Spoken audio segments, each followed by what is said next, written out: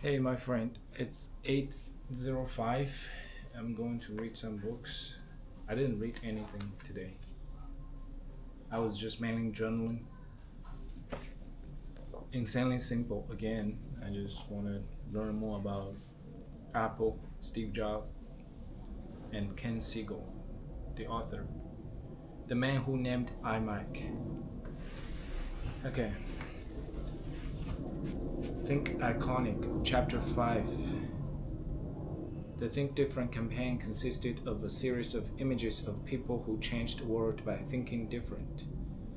On an ongoing basis, the agency had many memorable conversations with Steve Jobs about the types of people we might feature: scientists, astronauts, singers, directors, musicians, athletes, most every type of person, living or deceased. Once we'd settled on a person, we'd then take a look at the different images available, searching for the one truly iconic shot, the one that would conjure up a mental image of the person's life or accomplishments. That's very difficult. Imagine we live in this world for so many years, and that one moment, that frame, can simply capture a lot. I wonder what kind of frame would be for me. Did that already happen, or I assume no? It will happen later. For me, the process itself conjured up an image from just a few years prior, when I was working with Steve on Next Marketing.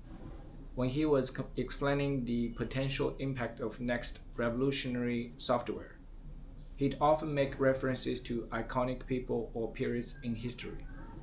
He would mention the Industrial Revolution to make a point about the potential impact of Next technology in creating a new foundation for building software. He would mention Shakespeare, whose entire collected works were included on the Next computer. He'd bring it up He'd bring up Henry Ford as he described the amazing robotic factory he'd built to manufacture his new computers.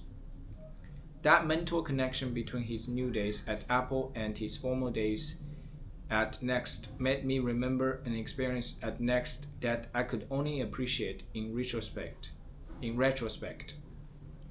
It was the summer of 1993, at least a couple of years before Steve would start planning his way back to Apple.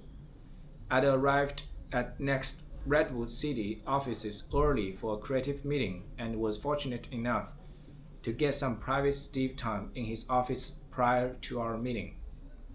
In those days, Next was in a constant state of struggle, but at least it was supposed to be in a state of struggle. Next was a startup trying to convince the corporate world that it needed a different kind of a computer. Apple, on the other hand, had no good excuse for its sorry state. It had floated for a while after Steve had been driven away. But now the negative news stories were becoming much more frequent. Echoing in my head as I sat with Steve was the latest bad Apple report, which I'd heard on my car radio just an hour earlier. Apple's shares had plummeted 23% after it had announced the largest quarterly loss in the company's history.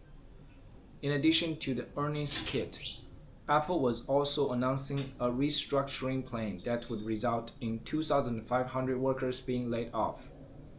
It was a devastating day for the once high flying Apple, pushing the company closer to the brink. I was working on the assumption that because Steve had been thrown out of the company he built from scratch, a place where he had invested all of his emotions, he might hold a bit of grudge. But I was wrong. Thoughtlessly, I made a snide remark about Apple's misfortune. Rather than giving Steve any kind of satisfaction, it took the wind out of his sails. He went silent and stared down at his desk.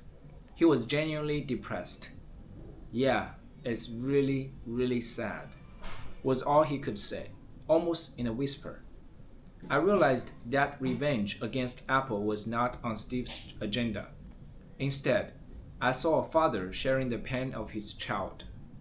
It didn't matter that there had been a split in the family, they were still family. Steve hated to see Apple going downhill like that. I think about that day at Next when we were having those early think different conversation at Apple. It was interesting to think that at seeing Steve watching, powerless as Apple was hurting, pained that he could not help. And now he was back where he belonged. The company that had once decided it didn't need him anymore now saw him as its last best hope. Steve's fascination with history and his appreciation for iconic images would figure prominently in the work that lay ahead. Okay, it's been only 5 minutes. I'll read another just random section. Web practices for the clear-minded. When Apple executives approve the content of apple.com, their goal is to impart information as they stay true to the Apple voice. Apple is warm, welcoming, and smart, and the site is a no-brainer to navigate. Some who live in digital circles criticize apple.com because it doesn't have a lot of bells and whistles. They say it's just a glorified catalog. Correct on both counts, and that's just the way Steve liked it. He saw apple.com as a place for people to come for more information about Apple's products, period. He wanted it to be interesting and attractive, but he regularly rejected the ideas of those who would expand apple.com in edgier directions. Steve had strict standards for Apple's site regarding what got in and what didn't. He wasn't a big fan of whizzy animations. He believed that such things were lazy, the mark of a company trying to wow visitors with eye candy rather than substance. He insisted that Apple's site should avoid the frivolous and just make it easy for people to find the information they seek. Apple's site has matured over the years, and it does incorporate some animation based on the emerging HTML5 standard. These things add some energy to the pages, but Apple steadfastly declines to add tricky digital effects.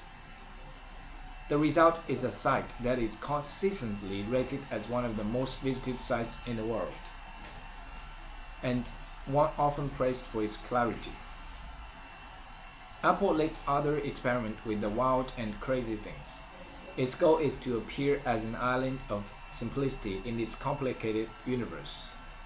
In that sense, apple.com is the perfect example of what this book is about, using the power of simplicity to set a company apart. If you dive deeper, you'll find that some sections of Apple's site aren't totally simple. They have a lot of products to sell and a lot of stories to tell. The important thing is, the pages are designed so they feel simple. Of course, the only thing more important than creating a simple site is making it easy for people to get there. Even here, Steve Jobs made no pretense about his demand for simplicity. He was even fussy about URLs. At one time, we were sharing a finished commercial with Steve when someone in the room suggested that we use a modified URL at the end of the ad to direct people to a specific Apple pages, such as www.apple.com/special offer. Steve looked stunned that anyone would even suggest such a thing. Thankfully, his turret did not begin to rotate, nor did any verbal beatings ensue. Nonetheless, he very quickly squelched the idea. He just didn't believe that ordinary people would ever remember a specialized URL, and he wanted to make things as simple as possible for them. If an Apple commercial got someone interested in learning more, he felt that this person would instinctively go to apple.com. If we were investing enough money to run a commercial, obviously the Apple homepage would prominently feature the relevant link. With that in mind, look around at all the other commercials you see on TV, or even the ads you see in magazines and newspapers. Look at billboards too. You are bound to see some fairly complicated URLs designed not only to take you to a specific page, but also to enable the company to track who's coming from where. Steve didn't believe in making people work harder just so he could collect data about their movements. His most important concern was making things easier for customers. Apple was there to serve them, not the other way around. He wouldn't like it if a company made him jump through those hoops, and he'd never ask that of anyone else. Okay, this just encouraged me to look at my digital space or just my products in the future with this simplicity framework. We always gotta keep in mind